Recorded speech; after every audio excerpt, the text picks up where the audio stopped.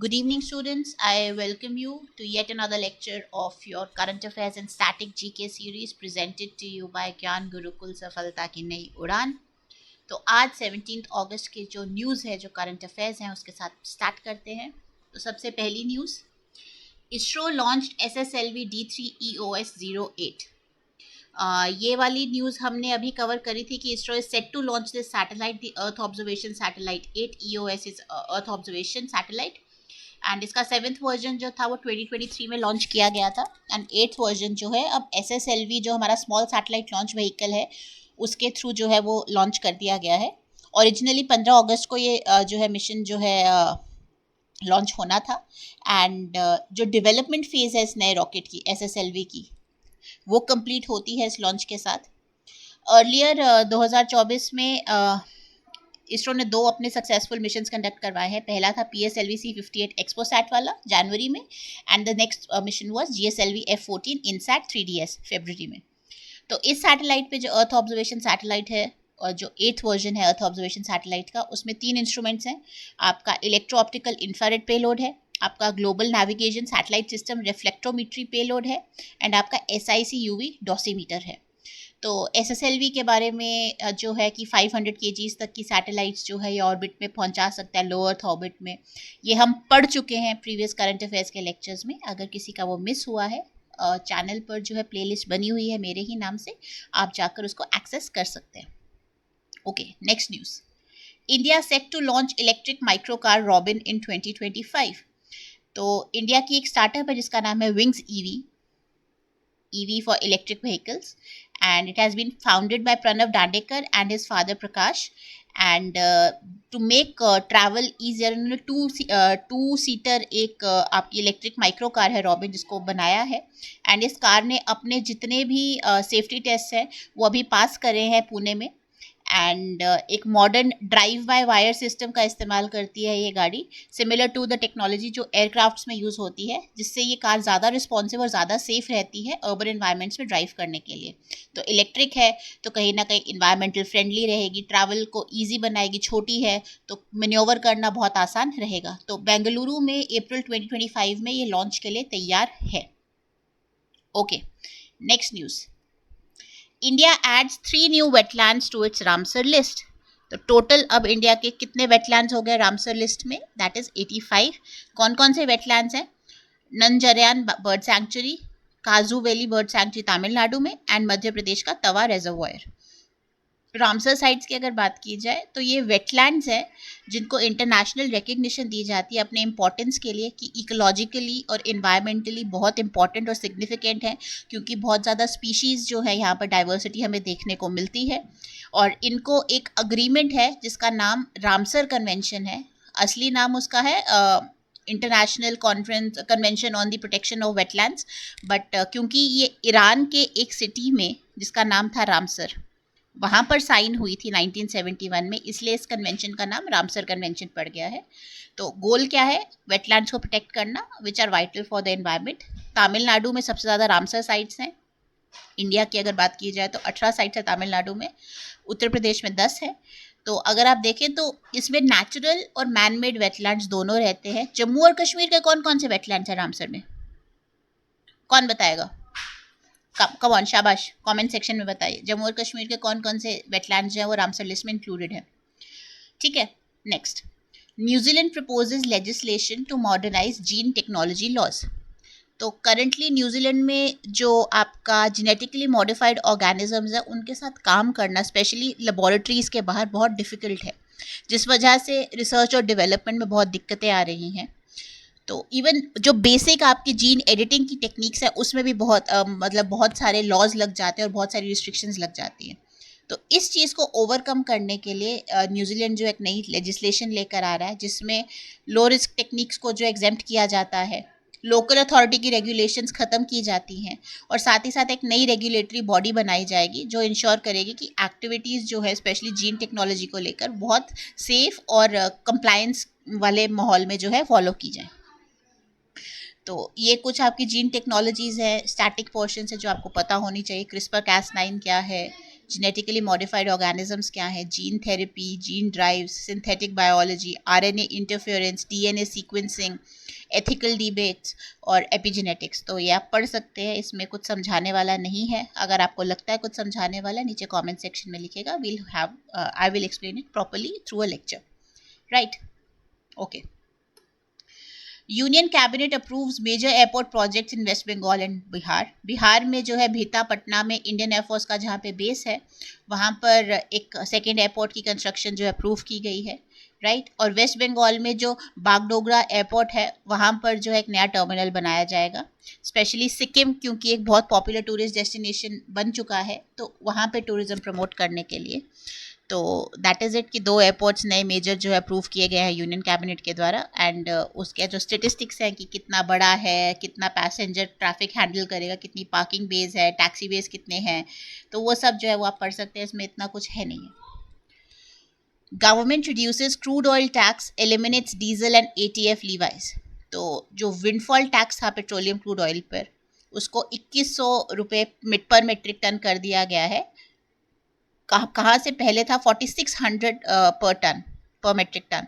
तो basically previously भी ये रिडक्शन देखने को मिला 34.2% का, अब और इसको कम कर दिया गया है। साथ ही साथ जो विंडफॉल टैक्स था एक्सपोर्ट ऑफ डीजल और एविएशन टर्बाइन फ्यूल पर, उसको भी कम कर दिया गया है। तो विंडफॉल टैक्स है क्या? बेसिकली जो प्राइवेट रिफाइनर्स की प्रेफरेंस थी कि भाई हम फ्यूल को रिफाइन करके इंटरनेशनली बेचेंगे, क्योंकि वहाँ पे बेटर प्राइसेस मिलते हैं, बेटर मार्जिन मिलते हैं, रादर देन कि हम इंडिया के अंदर बेचें, तो उस चीज़ को कर्ब करने के लिए एक टैक्स जो है वो लगाया जा रहा है, उसका नाम था विंडफॉल टैक्स। ये बाई वीकली रिवाइज किया जाता है डिपेंडिंग अपॉन कि इंटरनेशनली क्रूड ऑयल और उसके प्रोडक्ट्स का क्या प्राइस का फ्लक्चुएशन हो रहा है, राइट? अगर आपको पता हो, जितने भी पेट्रोलियम डिराइव्ड प्रोडक्ट्स हैं उनको ब्लैक गोल्ड भी कहा जाता है, क्योंकि कहीं ना कहीं आपकी इकोनॉमी में जो इन्फ्लेशन है वो पेट्रोलियम और उसके प्रोडक्ट्स की वजह से भी देखने को मिलती है। तेल होगा, फ्यूल होगा, तभी आपकी गाड़ियाँ चलेंगी तभी गुड्स जो है एक जगह से दूसरी जगह पहुँचेंगे। तो जब वो सारा कॉस्ट जो है जो कैलकुलेट किया जाता है, तो उसमें फ्यूल कॉस्ट भी आता है। तो अगर फ्यूल महंगा है तो वो कॉस्ट बढ़ जाता है, फ्यूल सस्ता है तो कॉस्ट कम हो जाता है। तो वैसे करके जो है आपका कहीं ना कहीं इकोनॉमी पे, इन्फ्लेशन पे जो है बहुत इंपॉर्टेंट रोल जो है ये प्ले करता है। तो अब विंडफॉल टैक्स जो है गवर्नमेंट ने जो है वो कम कर दिया है, रिड्यूस कर दिया है, और काफ़ी सारी चीज़ों पे एलिमिनेट भी कर दिया। कहीं ना कहीं इसका इकोनॉमी पे हमें जो है असर देखने को मिलेगा। 6 न्यू पार्लियामेंट्री कमिटीज़ फॉर 24-25। तो लोकसभा स्पीकर ने 6 नई पार्लियामेंट्री कमिटीज़ जो है बनाई हैं। कौन कौन सी? Public accounts committee, committee on public undertakings, committee on estimates, committee on welfare of schedule caste and schedule tribes, committee on the welfare of other backward classes and committee on public accounts. और गणेश सिंह जो MP से सतना से मध्य प्रदेश के सतना से MP हैं BJP के, उनको committee on the welfare of other backward classes का चेयरपर्सन डिक्लेयर किया गया है। सिमिलरली डॉक्टर फग्गन सिंह कुलस्ते जो कि मांडला से हैं और अगेन बीजेपी के एमपी हैं, उनको जो शेड्यूल कास्ट और शेड्यूल ट्राइब्स की कमेटी है उसका चेयरपर्सन बनाया गया है। एंड बैजंत पांडा, उनको कमेटी ऑन पब्लिक अंडरटेकिंग्स का जो है चेयरपर्सन बनाया गया है। ठीक है, तो स्पीकर बनाता है committees, and these committees are very much essential for the checks on a executive. Legislator कैसे एग्जीक्यूटिव पे चेक रखेगा, एग्जीक्यूटिव के एक्शंस पे, वो इन कमिटीज़ के थ्रू चेक्स रखता है, right?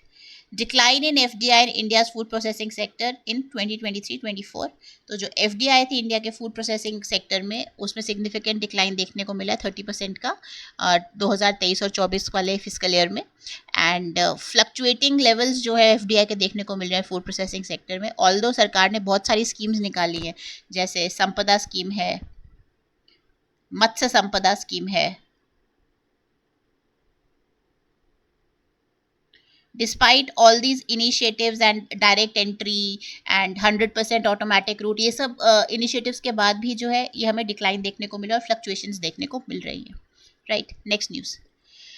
Government initiates anti dumping investigation into steel imports from Vietnam. तो एक वियतनाम से जो हॉट रोल्ड फ्लैट प्रोडक्ट्स आते हैं स्टील के, उसके ऊपर एक एंटी डंपिंग इन्वेस्टिगेशन जो इंडिया ने बिठा दी है, जो आपकी क्या कहते हैं कमिटी है।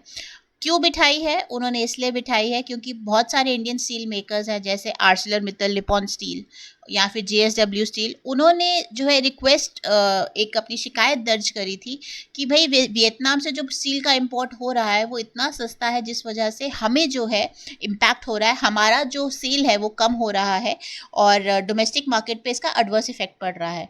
और स्पेशली जब हम इंडिया और आसियान का फ्री ट्रेड एग्रीमेंट की बात करते हैं, उसके तहत जब हम कह रहे हैं कि फ्रीली हम कुछ गुड्स को जो है इम्पोर्ट एक्सपोर्ट करेंगे, तो उस वजह से जो आपकी डोमेस्टिक मार्केट्स हैं उसमें बहुत फ्लक्चुएशंस देखने को मिलती है, बहुत एडवर्स इम्पैक्ट्स देखने को मिलते हैं। जो डोमेस्टिकली प्रोड्यूस प्रोडक्ट्स हैं वो लेस कंपेटिटिव हो जाते हैं, जिस वजह से हमें लॉस देखने को मिलता है। तो इस वजह से गवर्नमेंट ने एक एंटी डंपिंग इन्वेस्टिगेशन जो है वो बिठाई है कि देखने के लिए कि भाई ऐसा क्या है कि वियतनाम के इम्पोर्ट्स इतने सस्ते हैं और इंडिया वाले उसके साथ कम्पीट नहीं कर पा रहे हैं। Okay, next.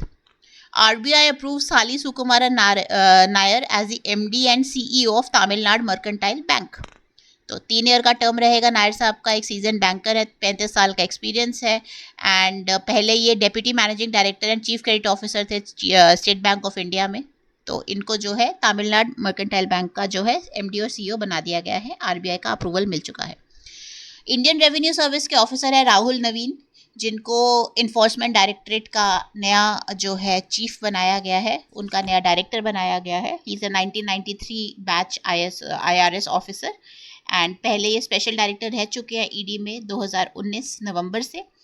And Sanjay Kumar Mishra की टेन्योर जब खत्म हुई तो उनको एक्टिंग डायरेक्टर बना दिया गया था सितंबर 15, 2023 में, लेकिन अब जो है वो न्यू डायरेक्टर है। अगर ED की बात की जाए तो ED हमारी मनी लॉन्ड्रिंग ब्रांच है जो मनी लॉन्ड्रिंग को प्रिवेंट करती है। बहुत सारे क्रिमिनल लॉज, जो 2 क्रिमिनल लॉज है जिसके अंडर वो फाइनेंशियल क्राइम्स को इन्वेस्टिगेट करती है। पहला तो है आपका prevention of money laundering act PMLA and दूसरा है फ्यूजिटिव इकोनॉमिक ऑफेंडर्स एक्ट। ऐसे इकोनॉमिक ऑफेंडर्स जो सरकार का पैसा लेके भाग गए, नीरव मोदी, विजय माल्या, इन सब के ऊपर ED ही केस चला रही है।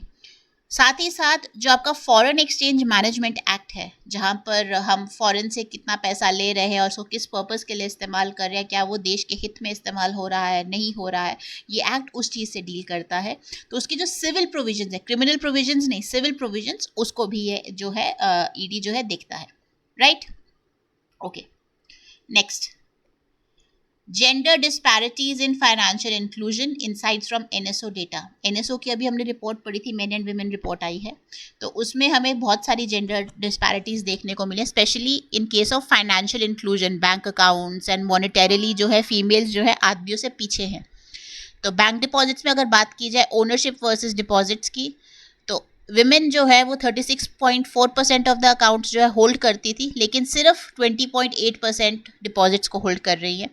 अर्बन और रूरल एरियाज़ में भी डिस्पैरिटी देखने को मिली है। अगर बैंकिंग सेक्टर में एम्प्लॉयमेंट की बात करें तो सिर्फ 25% एम्प्लॉयज़ जो हैं बैंक में वो औरतें हैं। कॉर्पोरेट लीडरशिप की बात करें, सीनियर मैनेजमेंट की बात करें, तो women just hold 34,879 senior management positions as oppose to almost 1,90,000 which are held by men in 2023। Although increase देखने को मिला है 2017 से, लेकिन फिर भी अभी बहुत पीछे हैं। और अगर बोर्ड मेंबरशिप की बात की जाए तो women make up almost 762,000 of the total board members, और बाकी मैनेजरियल रोल्स में जो है 738,000 women compare to 1.86 million man. Again बहुत पीछे हैं। तो ये मेन एंड विमेन रिपोर्ट आई थी, तो उसके कुछ डिस्पैरिटीज़ जो है वो यहाँ पे लिखी गई हैं, आप पढ़ सकते हैं ये अपने आंसर्स को, स्पेशली जो सब्जेक्टिव पेपर्स जो है अटेम्प्ट करते हैं या एसेज जहाँ पर लिखने होते हैं, CGL में जैसे है, CGL का जो 3rd टियर है वहाँ पे एसेज लिखने होते हैं, तो all these facts can help you out, right. Okay. UN human rights team to visit Bangladesh to investigate human rights violations. Bangladesh का इशू हम बहुत कॉम्प्रिहेंसिवली कवर कर चुके हैं।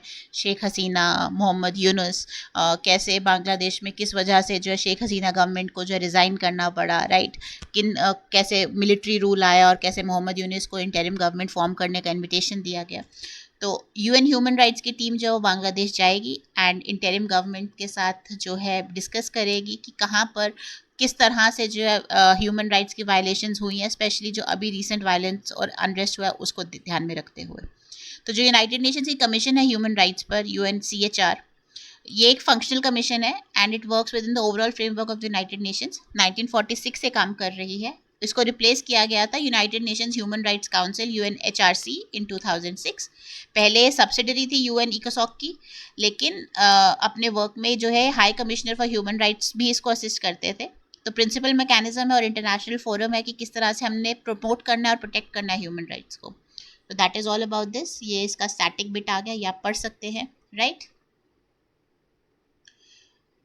पीतोंगत्रन Shinawatra becomes Thailand's youngest prime minister. अभी 2 दिन पहले इनके पिताजी जो हैं उन्होंने स्टेप डाउन करा है गवर्नमेंट से, and it is a billionaire business family of Thailand. तो उनकी बेटी जो है Paetongtarn Shinawatra, she has become the youngest prime minister of Thailand. She is a 37-year-old। इनको 319 वोट्स जो हैं मिले, and she became the second female to hold the prime ministerial position after her aunt Yingluck Shinawatra. तो political family है, business family है। इनके father थक्सिन Shinawatra थे जिनको कोर्ट ऑर्डर से रिमूव कर दिया गया था, ठीक है। तो अगस्त 16 को थाईलैंड की पार्लियामेंट ने इनको इलेक्ट कर दिया। दैट इज इट, ठीक है। Haryana, Maharashtra, Jammu and Kashmir election dates announce for 2024। मुबारक हो जम्मू और कश्मीर वालों, फाइनली एक रिस्पॉन्सिबल गवर्नमेंट आएगी 2019 के बाद। तो असेंबली इलेक्शंस जो हैं they will be held from September 18 to October 1। Election commission ने अनाउंस कर दिया हरियाणा और जम्मू और कश्मीर में। महाराष्ट्र और झारखंड में जो इलेक्शंस होंगे उसकी डेट्स अभी अनाउंस नहीं हुई हैं।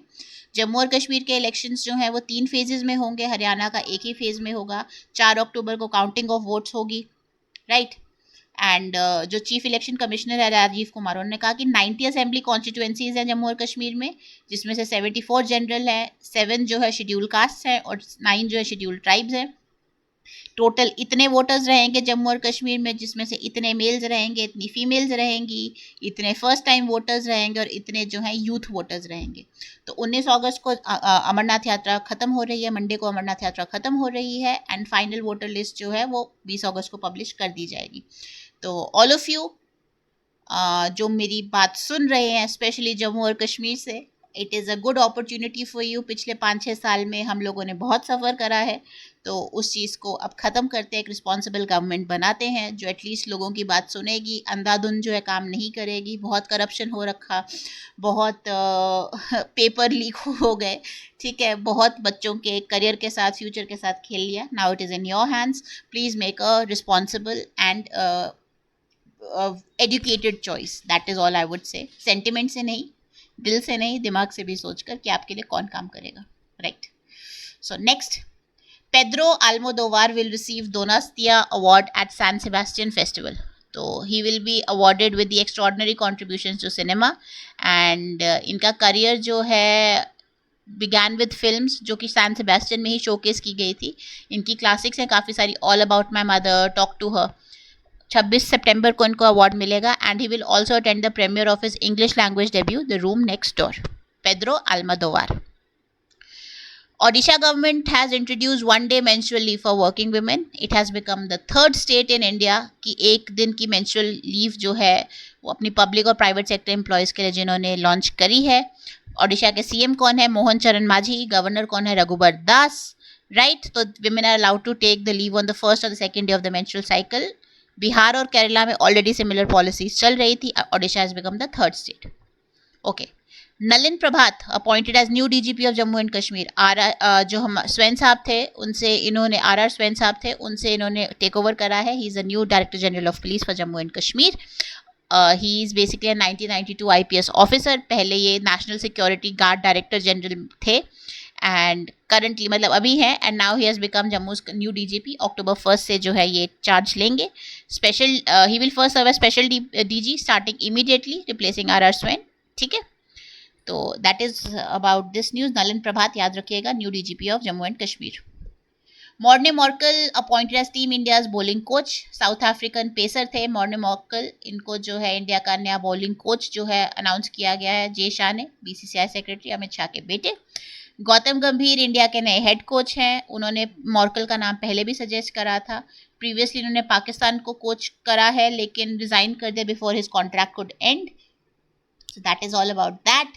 मेघालय के फॉर्मर चीफ मिनिस्टर हैं साल सिंह मराक, उनकी जो है उनका निधन हो गया है। He has passed away, he is no longer.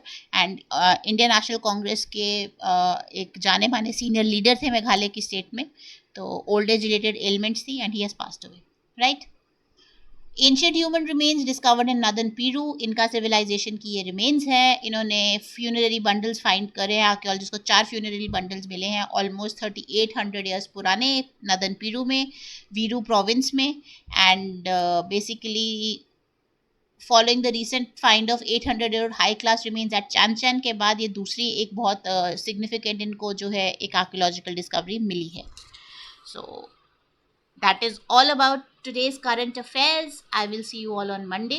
तब तक के लिए ध्यान रखें, खूब पढ़ाई करें एंड नीचे दिए गए नंबर पर, नीचे दिए गए एड्रेस पर आप वॉक इन कर सकते हैं अपनी क्वेरीज लेकर। बाकी do like, do share, do subscribe to the channel and do spread the word to your near and dear ones. और तैयारी जो है खींच लो, पेपर जो है SSB भी और JKPSC भी बहुत टाइमली अपने लेगी। बाकी जो बैंकिंग वाले हैं, सेंटर के पेपर देने वाले हैं, वो भी जो है अपनी तैयारी जो है टॉप नॉच रखिए।